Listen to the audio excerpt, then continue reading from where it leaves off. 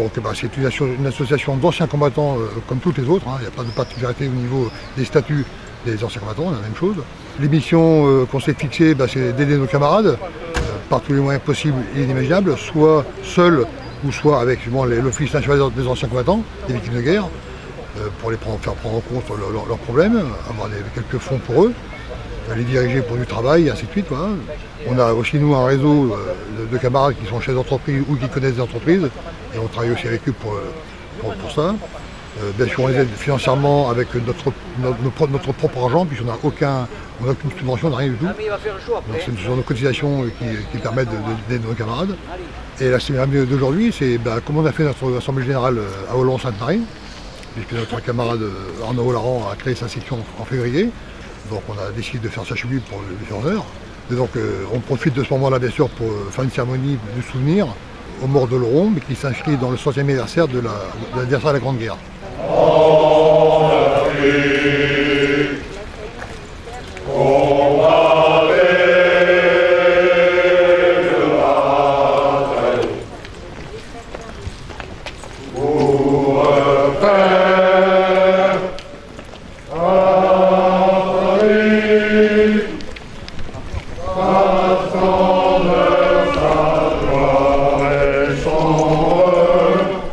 La ville de Hollande-Sainte-Marie a une vieille tradition démocratique et patriotique, puisque ça fait près d'un siècle que les Oloronnais, tous les ans, se retrouvent au Monument aux Morts pour célébrer les valeurs de la République.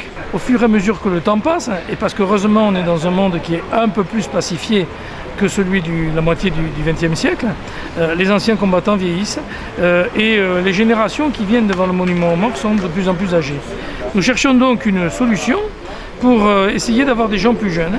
Et l'opportunité s'est présentée lorsque j'ai connu Arnaud Olaran, qui souhaitait monter une association pour les anciens combattants, mais des guerres postérieures à la guerre d'Algérie. À partir de là, effectivement, nous nous retrouvons avec des gens qui peuvent avoir 30 ou 35 ans, qui ont été militaires de carrière, qui ont été sur les combats extérieurs de la France, et qui, du coup, peuvent participer à cette association.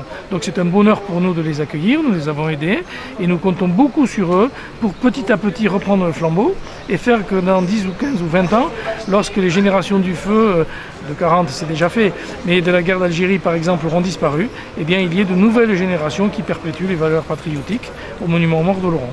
Aux armes citoyens, formés au bataillon, marchons, marchons, que sang impur abreuve nos sillons. Et j'ai rappelé que 30 000 de nos militaires étaient encore projetés sur non seulement le sol français, dans l'opération Sentinelle, mais également sur les théâtres d'opérations extérieures, que ce soit en Afrique, en Syrie, en Irak, aux Émirats Arabes Unis, mais aussi en Guyane, en Polynésie française, en Nouvelle-Calédonie, où leur présence est extrêmement appréciée non seulement par la population, mais extrêmement importante sur ces théâtres extrêmement sensibles et difficiles, éprouvants pour les hommes. Aujourd'hui, la France symbolise partout dans le monde cette nouvelle frontière de la liberté, cette dernière frontière de la liberté, et ce sont nos militaires qui font vivre cette frontière, qui défendent cette frontière partout dans le monde pour protéger les Français, mais aussi nos valeurs.